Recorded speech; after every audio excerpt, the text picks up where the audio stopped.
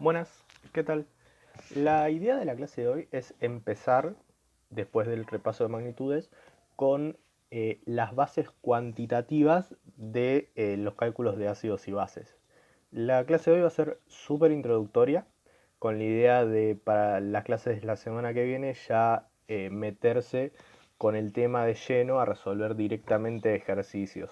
Bien, así que esta clase, en caso de que no sea corta, en caso de que no salga corta, porque estos son videos y se pueden extender, va a ser lenta. O sea, vamos a ir muy de a poco, ¿sí? Así que, nada, está bueno para quizás amigarse con la materia si alguien está un poco perdido o siente que no se encuentra. Este va a ser un tema un poco diferente, bastante diferente a lo que venimos haciendo. Así que está bueno para quizás reiniciar un poco el chip y empezar a llevarse bien, ¿sí? Bueno, entonces volvemos con un tema que parece repetido, que es el concepto de ácidos y bases. Pero lo vamos a ver desde un punto de vista más cuantitativo, es decir, vamos a ver más a fondo su definición y cómo podemos realizar cálculos a partir de eso, ¿bien?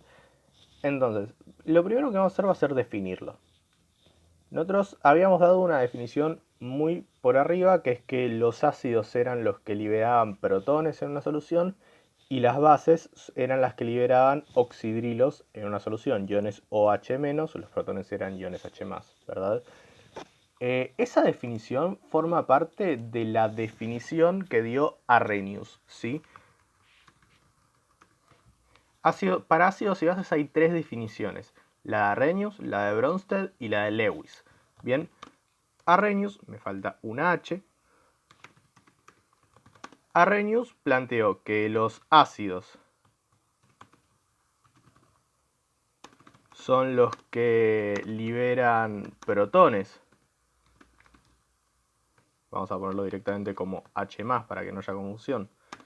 En una solución. Mientras que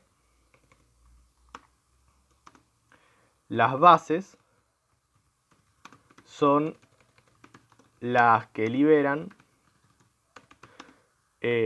iones OH- en una solución. Para no perder tiempo, recuerden que este más debería ser un superíndice al igual que este menos, ¿sí? Pero nada, para evitar perder tiempo innecesariamente, creo que a esta altura ya se entiende que ahí debería ser un superíndice, ambos deberían ser superíndices. Bien, esta es la definición con la que estábamos trabajando. Bien, ahora, ¿qué pasa? Hay dos definiciones más. Tenemos la definición de Bronsted, que en realidad esta O, no sé cómo ponerla, pero no es una O, es esa letra que es una O con una barra cruzada, que es de los idiomas nórdicos. Nada, no la puedo hacer en mi teclado, pero sepan que no es una O eso. ¿Cómo definió Bronsted los ácidos y las bases? Para los ácidos mantuvo la misma definición.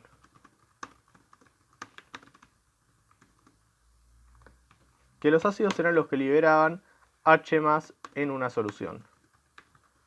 Pero cambió la definición para las bases. Para las bases planteó que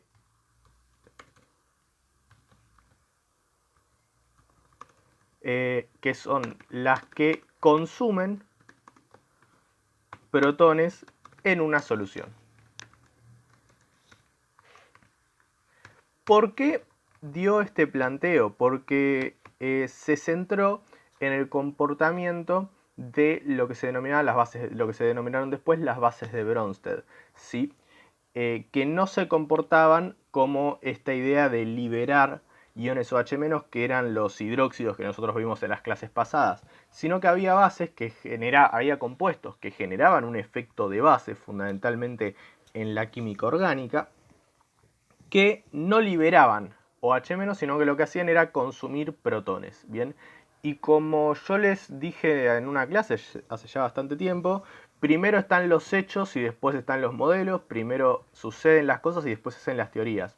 Es decir, primero los ácidos y las bases fueron ácidos y bases y después se los definió. primero se generaron los efectos químicos y después se los estudió. Entonces, estas definiciones se basaron siempre en cosas que se observaban, ¿sí?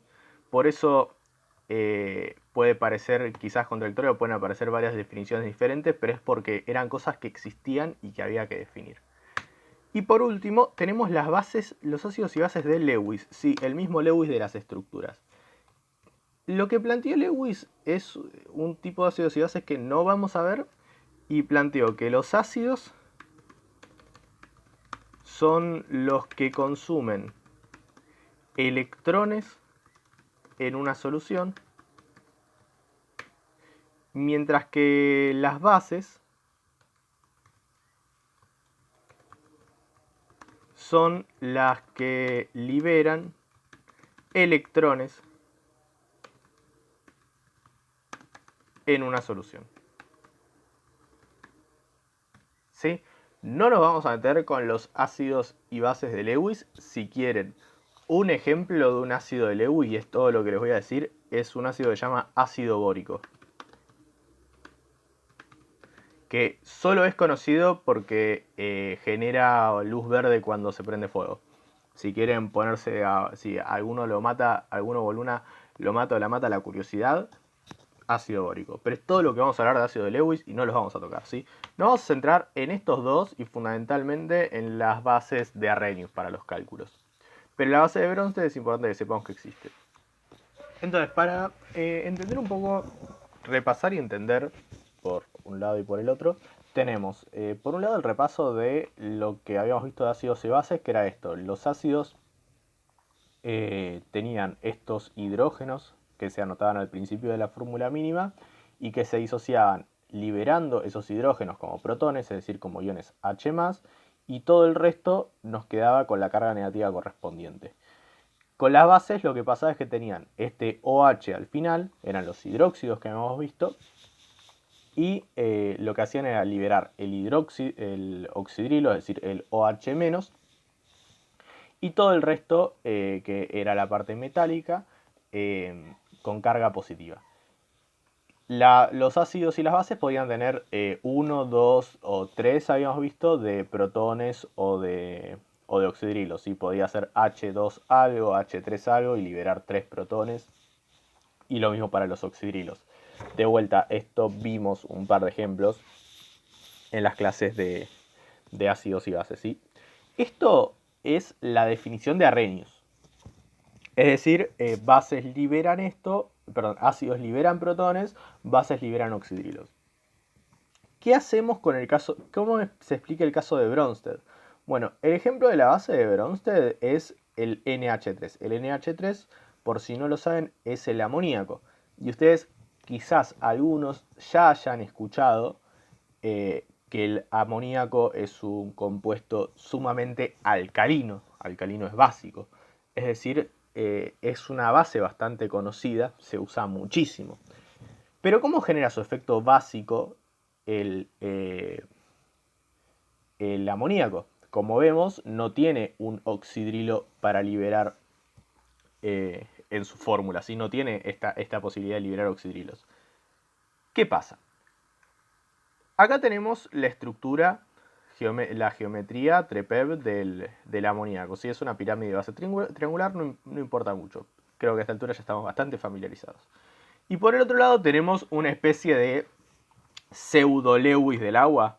Esto sería una molécula de agua, pero solo nos interesa mostrar este enlace oxígeno-hidrógeno. Entonces, ¿qué es lo que termina pasando? Vamos a indicarlo con este color. Este par de electrones que tiene acá el amoníaco, lo que hace es interactuar con este hidrógeno del agua, lo atrae lo suficiente. Recordemos que el hidrógeno del agua está muy desprovisto de electrones, porque el oxígeno es un átomo sumamente electronegativo, por eso el agua tiene puentes de hidrógeno justamente. Y lo que termina haciendo es que termina cortando este enlace. Entonces, este hidrógeno se termina uniendo al nitrógeno y el agua me queda con un hidrógeno menos. Entonces, si esto lo vemos en una reacción química, tendríamos amoníaco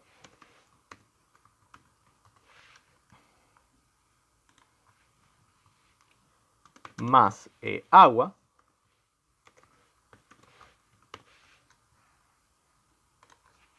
para dar... ¿Y qué serían los productos? Sería el nitrógeno sumando un protón del agua, porque esto cuando lo extrae con la forma de un H+, básicamente le consume un protón a la molécula de agua y pasa a ser NH4 con signo positivo, esto es lo que se conoce como ion amonio, más, ¿y qué pasa si al agua yo le saco un ion H+? Me queda un ion OH-, y justamente se genera este efecto básico. O sea, estamos viendo claramente que los iones OH- están relacionados con, a fin de cuentas, el efecto base, le podríamos decir, o la idea de generar un entorno más básico. Bien, entonces, esto es lo único que ustedes tienen que saber de ácidos y de bases de Bronsted, ¿sí? Ustedes tienen que saber que existe y que lo que sucede es esto. Tenemos el amoníaco que con este par de electrones lo usa para traer un protón del agua, se corta un enlace y termina pasando que el agua al perder un protón nos queda un ion OH-, ¿sí? Esto es todo lo que tiene que saber de las bases de Bronsted. Bien, o sea, hago mucho hincapié en que lo tienen que saber, pero es todo. De hecho, después vamos a ver que hay un ejercicio en la guía al respecto que es bastante, es casi una adivinanza al respecto de esto. Pero bueno, eso más adelante, quizás la clase que viene, ¿sí? Estoy acomodando. Bien. Entonces, una vez que tenemos bien definido qué es un ácido y qué es una base, metámonos un poco con algunas definiciones, ¿sí? Algunas otras definiciones. Ustedes saben que existe algo llamado, a esta altura lo saben, que existe algo llamado pH y que eso está relacionado con la acidez o la basicidad del medio. Bien, seguramente sepan que un pH cuando es más chico que 7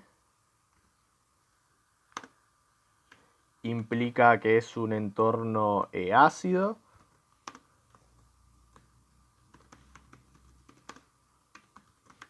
Y si es más grande que 7,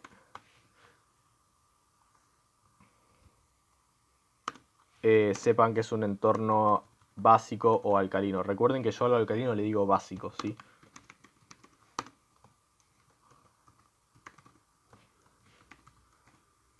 Esto quizás lo sepan sobre todo los que hacen el IB en Biology, seguramente lo sepan porque lo deben tener que usar para algún entorno o algún experimento. Bien, entonces sabemos esto, sabemos que un pH menor que 7 es un entorno ácido, un pH mayor que 7 es un entorno básico o alcalino, pero dudo que sepan algo más allá del pH, como por ejemplo cómo se calcula, ¿sí? Entonces, nosotros podemos tratar de deducir lo siguiente. Sabemos que los ácidos lo que hacen es liberar protones en una solución. También sabemos que las bases lo que hacen, a fin de cuenta, por el método que sea, es liberar o generar estos iones OH- oxidrilos en una solución. Por ende, podemos razonar que una solución va a ser ácida cuando tenga una determinada concentración de protones y una solución va a ser básica cuando tenga una determinada concentración de oxidrilos. Acuérdense que cuando un oxidrilo reacciona con un protón, forman una molécula de agua y el agua es neutra. El agua no modifica el pH. Por consiguiente, cuando hablemos de que tenemos más protones que oxidrilos, vamos a tener un entorno ácido. Cuando tengamos más oxidrilos que protones, vamos a tener un entorno básico.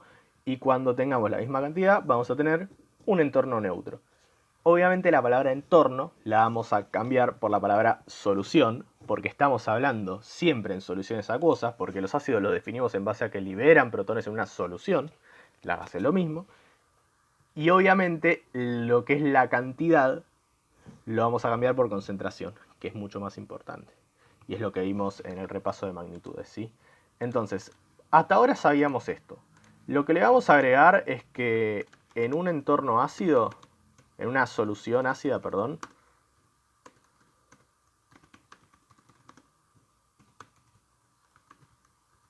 tengo una mayor concentración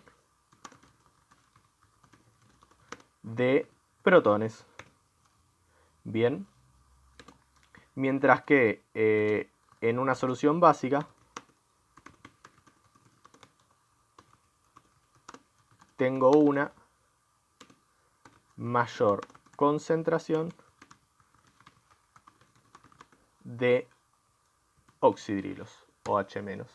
Bien, para abreviar a partir de ahora vamos a tener que saber lo siguiente. Cuando yo escribo cosas entre corchetes, vamos a estar hablando de concentración de. Es decir, si yo escribo esto quiere decir concentración de iones H+, o sea, de protones, en molar, que es esta unidad de concentración que habíamos visto en la clase de magnitudes, que es moles por litro, ¿sí? Lo mismo vale para cualquier cosa. Entonces, por regla general, concentración, si pongo A entre corchetes, es concentración de A en molar, que simboliza una N. Vamos a dejar así. Bien. Esto acuérdense porque, bueno, para abreviar, cuando yo escriba corchete de algo, ya saben que estoy hablando de la concentración de ese algo, ¿sí? A partir de eso podemos definir qué significa el pH, cómo se calcula. El pH es igual a menos el logaritmo base 10, de la concentración de protones. Bien, esta es la definición de pH. También tenemos un pOH. El pOH es igual a menos el logaritmo de la concentración de oxidrilos. Como quizás se estén dando cuenta, P algo significa menos el logaritmo de la concentración de ese algo, ¿sí? Nada, estas concentraciones obviamente las estamos tomando en molar. Así que todo esto hace referencia a concentraciones en molares, ¿sí? ¿Por qué les explico el pH y el pOH? Porque siempre el pH más el pOH me va a dar un total de 14. Bien, esto es una regla que queda siempre. Esto no quiere decir que el pH máximo sea 14. Vos podés tener pHs mayores a 14, también podés tener pHs menores que 0, podés tener pHs negativos. ¿Sí? Eso no hay nada que diga que no se puede. De hecho, no es tan complicado tener un pH negativo. Es bastante... no requiere una concentración tan alocada de ácido para tener un pH negativo, ¿sí? Pero siempre lo que pasa es que el pH más el pOH suman 14, ¿sí? ¿Por qué les explico esto? Porque cuando tengamos que averiguar el pH de una solución que tiene una base, no vamos a tener los protones para calcular la concentración. Entonces lo que vamos a hacer va a ser calcular la concentración de oxidrilos, calcular el pOH y hacer 14 menos el pOH y tenemos el pH. Siempre nos vamos a tener que acordar que un pH menor que 7 es una solución ácida y un pH mayor que 7 es una solución básica. Recuerden que no es lo mismo cometer un error matemático y que simplemente una respuesta esté mal, que cometer un error que no tenga lógica. Si la respuesta era que si la pregunta decía que era una solución ácida y les pido calcular el pH y les da un pH mayor que 7, ustedes tienen que saber que eso está mal, ¿sí? Más allá de que se puedan confundir numéricamente, lo que sea, esa respuesta no tendría ningún tipo de sentido. Bien, entonces hagamos un pequeño cálculo de esto. Bien, entonces tenemos lo siguiente, calcular el pH de las siguientes soluciones. Tenemos tres soluciones. Tenemos, obviamente siempre consideramos que las soluciones son acuosas, es decir, que el solvente es agua, ¿bien? Entonces tenemos una solución de ácido sulfúrico, H2SO4, 0,1 molar, una solución de ácido nítrico, HNO3, 0,02 molar, y una solución de hidróxido de calcio, 0,2 molar. ¿Cómo se resuelve esto? Lo primero que planteamos siempre es la reacción de disociación, ya sea del ácido o de la base, ¿sí? Entonces nosotros tenemos que el ácido sulfúrico lo que hace es liberar dos protones a la solución y nos queda el SO4 con dos cargas negativas. Esta disociación la vimos bastante, ya creo que es la tercera vez que la muestro, más o menos, ¿sí? Y ya habíamos hablado de que cuando yo tengo dos hidrógenos de esta manera en la fórmula mínima del ácido, lo que hace es liberarme dos protones, ¿sí? Bien, recuerden que este más de acá debería ser un superíndice. Bien, entonces tenemos esto, ¿sí? Y nosotros lo que sabemos es que tenemos una concentración de 0,1 molar de este ácido, ¿sí? Ahora, si yo tengo 0,1 molar de este ácido, ¿cuánto voy a tener de protones?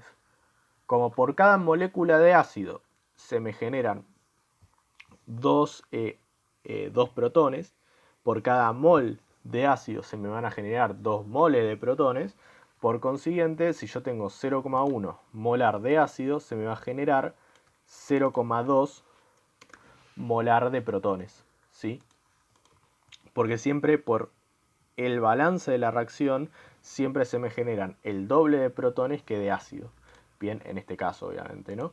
Entonces, ya tengo la concentración de protones, por ende, lo que hago es plantear que el pH es igual a menos el logaritmo de 0,2. Y esto me da igual, si no me equivoco, a 0,68. 0,6699. Bien, entonces el pH es 0,699, es un pH recontra ácido, está muy cerca del 0, muy por debajo del 7, ¿sí? Bien, entonces este es el cálculo, es, como verán, algo relativamente simple de hacer. Con el ácido nítrico va a ser todavía más simple, porque es un ácido que tiene un solo protón.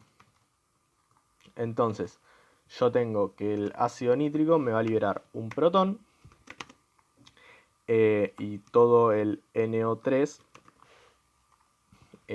con la carga negativa, ¿sí? Si ustedes buscan van a ver que este ion se llama nitrato y este otro ion se llama sulfato. Que nada, son iones bastante nombrados cada tanto. Bien, entonces, lo que tenemos es que tenemos 0,02 molar de este ácido, ¿sí? Entonces, si este ácido tenemos 0,02 molar y sabemos que por cada mol de ácido se me va a liberar un mol de protones, sabemos que si yo tengo 0,02 molar de este ácido, voy a tener 0,02 molar de protones. Porque se me libera siempre la misma cantidad en este caso. Es una relación 1 con 1. Bien, por ende, yo puedo plantear que el pH va a ser igual a menos el logaritmo. Acuérdense que es un logaritmo base 10 de 0,02.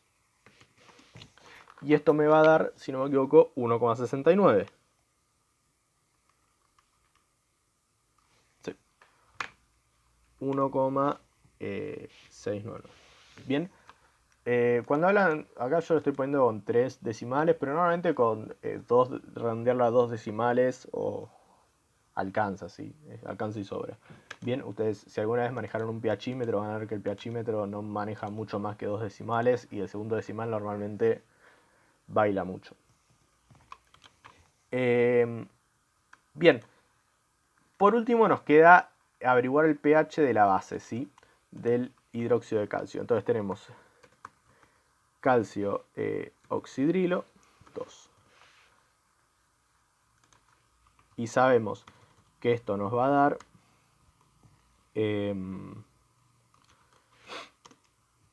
el calcio con dos cargas positivas, por un lado, más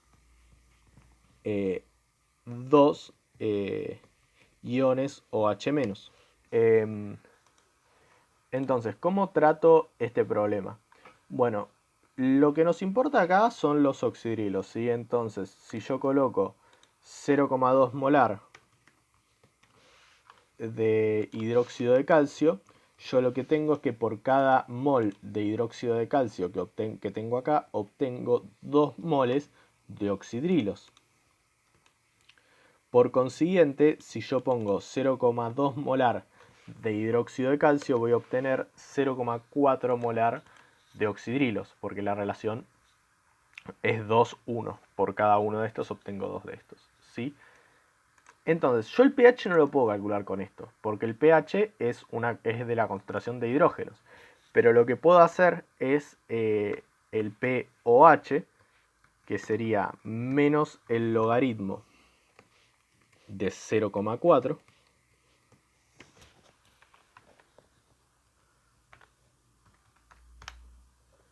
Y esto me da un total de 0,398.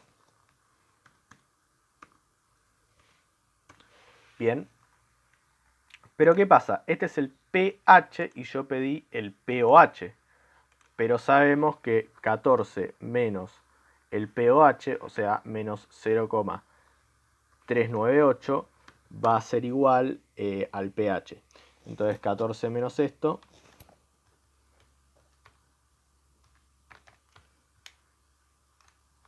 me va a dar 13,6 más o menos. Y este es el pH de esta solución, que tiene bastante sentido porque es un pH, tiene que ser un pH básico y el pH básico tiene que ser mayor que 7. Bien, esto es, digamos, lo más básico de los cálculos que vamos a hacer. La clase que viene vamos a hacer bastante de esto, vamos a hacer algunos ejercicios más complejos que den un poco más de vueltas con el asunto. Pero por ahora lo que quiero que se lleven es esto, la manera más simple en la que yo puedo calcular el pH de algo. ¿Sí? Así que nada, nos vemos la próxima.